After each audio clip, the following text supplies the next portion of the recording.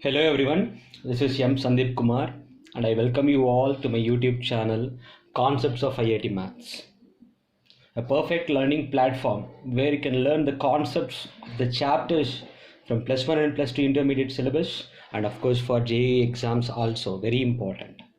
A perfect idea in concepts means that a great chance of solving a problem. So for this reason, we are concentrating more on concepts and of course with few examples also in these videos. Now, so let's get into today's subtopic of sign of quadratic expression. Sign of quadratic expression. What does it mean? What is our motive under this concept?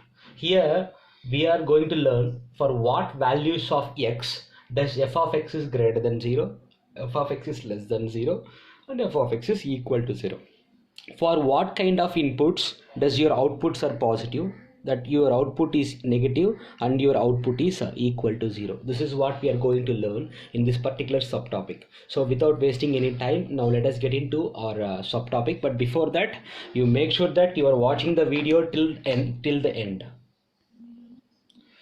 Dear students, we have already learned that the quadratic expression is given by y is equal to ax square plus bx plus c in the previous video, where a comma b comma c are real numbers and the leading coefficient a is not equal to 0. The leading coefficient a is not equal to 0. So, and we have also learned that the quadratic expression can be an upward parabola or it can be a downward parabola. So let us understand the sign of quadratic equation, quadratic expression in the three different cases. In case 1, where delta is greater than 0 first. Then we will go to case 2 where delta is equal to 0 and the case 3 where delta is less than 0. First, in this case there are two possibilities. If a is greater than 0, if the coefficient of x square is greater than 0, then it is an upward parabola with two roots, correct? Two distinct and real and distinct roots. We know that this is alpha and this is beta. The roots alpha and beta, x-axis. So this is our quadratic expression y is equal to ax square plus bx plus c. Observe that in this case, if your input is in between alpha and beta, you can take any input between alpha and beta, and if you go towards the graph, this is y-axis. If you take any input x in between alpha and beta, so if x is between alpha and beta, then what happens to f of x? Clearly f of x is showing the negative y-axis, which means that f of x is negative.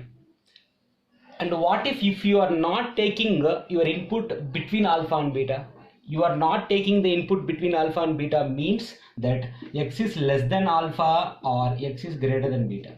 That means you are taking your input less than alpha or greater than beta. In the remaining part, for example, I will take it here. Let the input is here. In the remaining part, if you approach the graph is showing positive direction of y-axis, which means that f of x is positive. And what if your input is alpha or beta? If x is equal to alpha or beta, then what happens to the output? It shows that y is equal to 0, correct?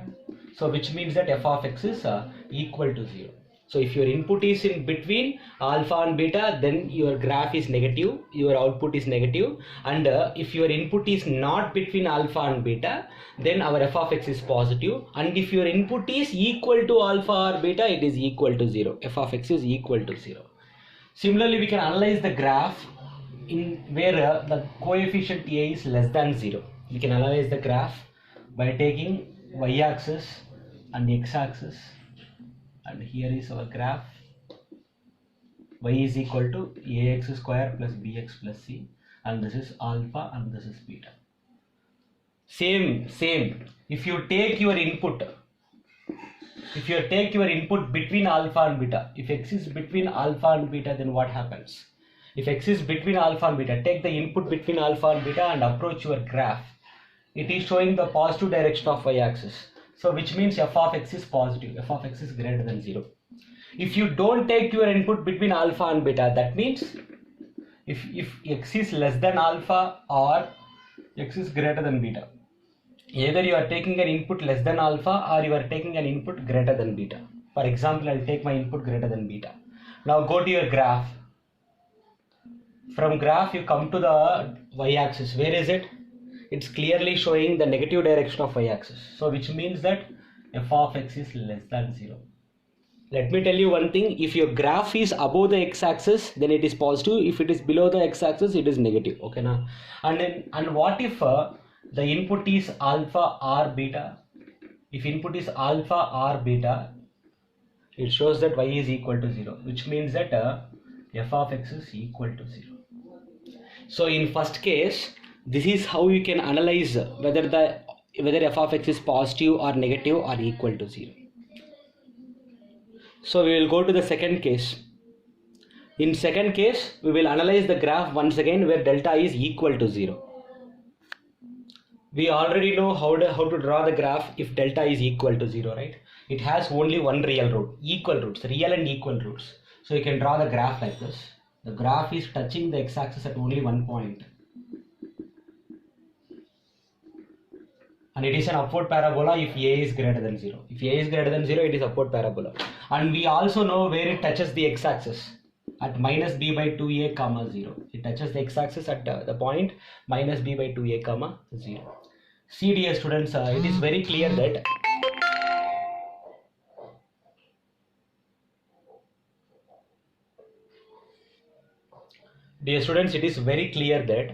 if you take any input, if your input is any real number, you can take any real number except minus b by 2a, except minus b by 2a. Except at this particular input, if you take any other input, if for example I'll take the input here, and if you look at the graph, it is above the x-axis. So which means that f of x is positive, greater than 0, f of x is positive. And if you take the input as minus b by 2a, if your input is minus b by 2a, then f of x is equal to 0. So you have to understand that in this case, f of x is either greater than 0 or equal to 0. In this case, then f of x is either greater than 0 or equal to 0. It is greater than 0 if input is not minus b by 2a. And it is equal to 0 if input is equal to minus b by 2a. Similarly, what if it is a downward parabola? That means if a is negative, less than 0. The graph again touches the x-axis at only one point, but it is a downward parabola, and this point is minus b by 2a comma 0.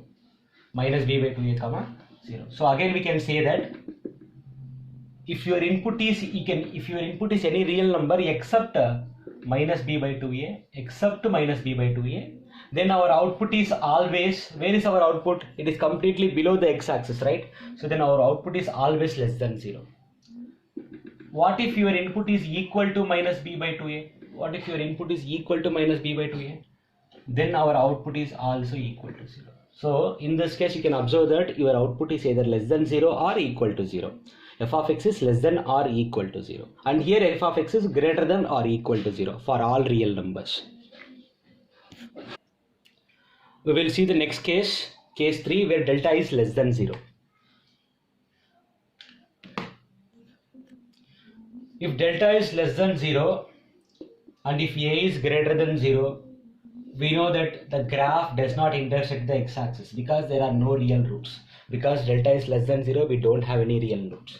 So you can say that, dear students, for any input, you can take any input. For any input, the graph is completely above the x-axis. That means what? F of x is greater than 0 for all x belongs to R.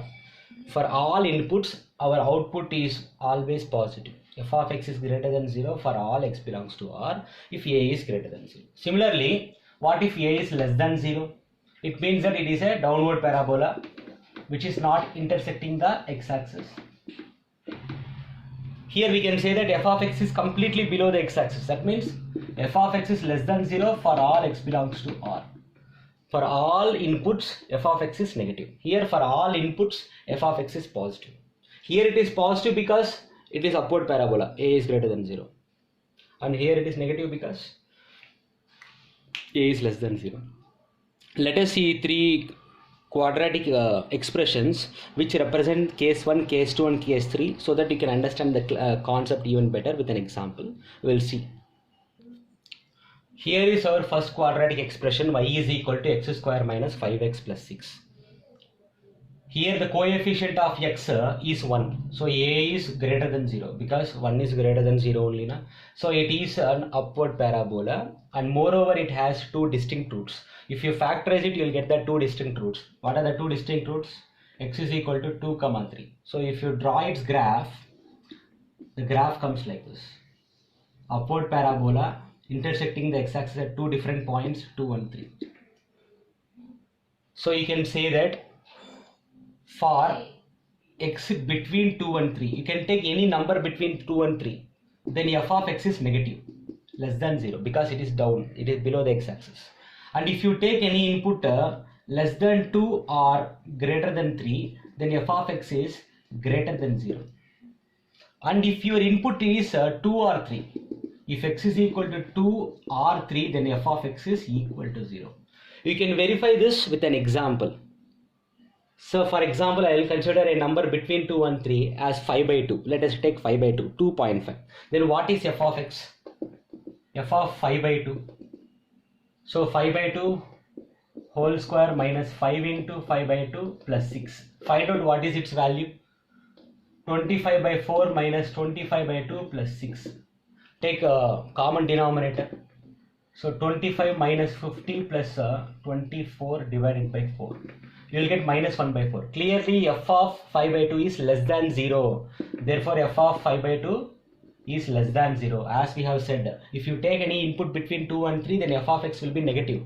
So I have proved that with an example. Therefore f of 5 by 2 is less than 0.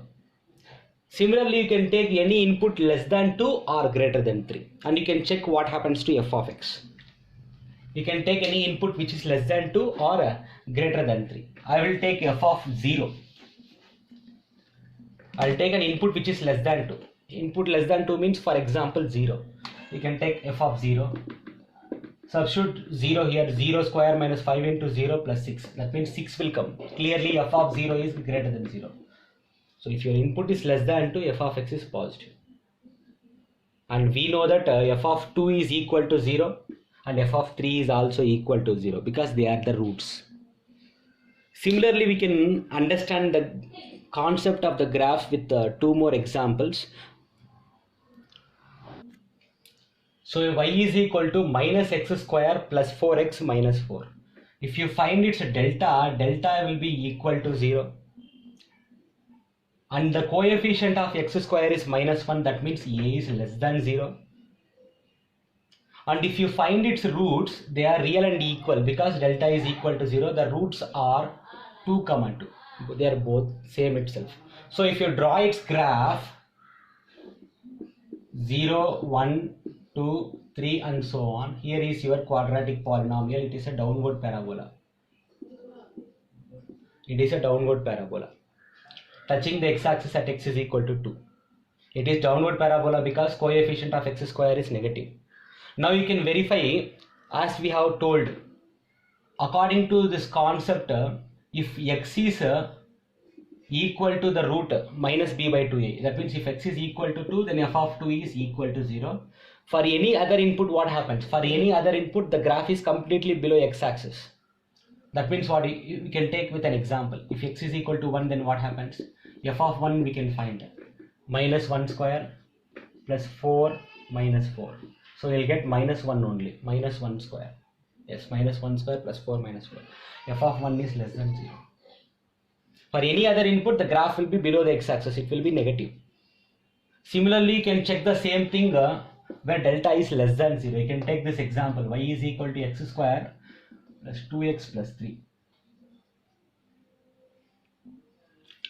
You substitute any value in place of x, output is always positive. If you substitute any value in place of x, for example, f of 1, if you find, you'll get 6.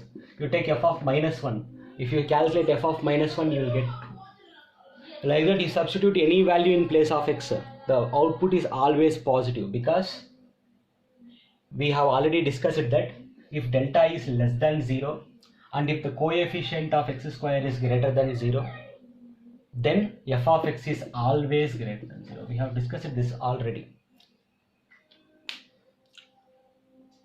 Now let us see one practical example. I mean, not practical example. Let us see one example to understand this entire concept. One example.